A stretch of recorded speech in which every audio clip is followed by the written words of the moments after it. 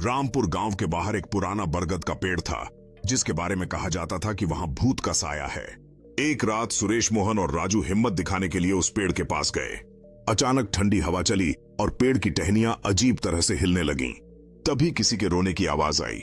राजू ने टॉर्च जलाई और देखा, पेड़ की शाखाओं पर एक सफेद साया झूल रहा था। तभी किसी की धीमी आवाज आई, क्यों आए हो यहां? सुरेश, मोहन और राजू ने एक दूसरे की तरफ देखा। उनकी आंखों में डर का समंदर था। सभी ने सोचा कि क्या यह साया उन्हें नुकसान पहुंचाने आया है या फिर कोई मदद की गुहार कर रहा है। राजू ने हिम्मत जुटाई और पूछा, क्या हम आपकी मदद कर सकते हैं? साया बोला, मुझे शांति नहीं मिली है क्योंकि मैं यहां अकेला हूं। सुरेश ने धीरे से कहा, हम तुम्हारी मदद करेंगे, हमें बताओ तुम्हें क्या चाहिए। साया ने बताया कि उसे अपने परिवार को अंतिम विदाई देनी है जिससे वह शांति पा सके। राजू, सुरेश और मोहन ने एक दूसरे को देखा और कहा, हम तुम्हारे परिवार को खो। डर के मारे तीनों पीछे हटे, लेकिन उनके पैर जमीन में जम गए। तभी पेड़ की छाल पर खून से लिखा दिखा, मुझे न्याय चाहिए। तभी सफेद साया नीचे उतरा और धीरे धीरे एक औरत की शक्ल लेने लगा। उसकी आंखों से आंसू गिर रहे थे।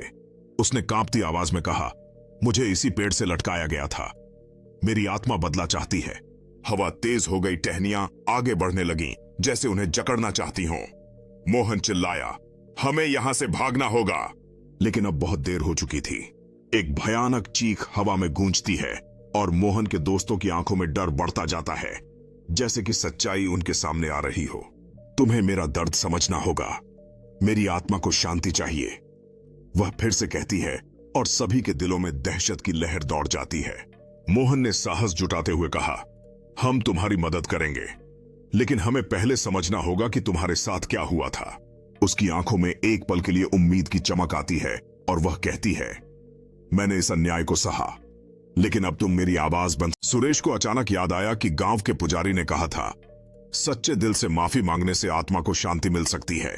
सुरेश ने कांपते हुए कहा, हमें माफ कर दो, हम तुम्हारी आत्मा की शांति के लिए प्रार्थना करेंगे। अचानक हवा शांत हो गई, पेड़ की टहनियां पीछे हट गईं और वह साया धीरे धीरे गायब होने लगा। सुबह गांव वालों ने वहां पूजा की।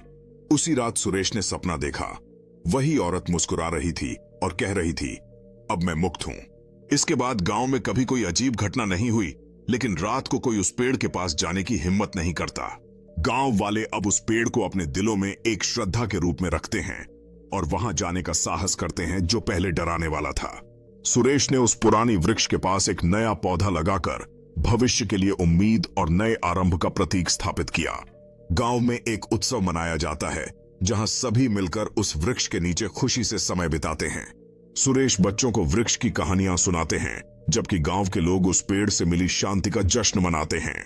गांव वाले एकत्र होकर हाथ पकड़े हुए उस आत्मा का आभार व्यक्त करते हैं जिसने उन्हें शांति दी।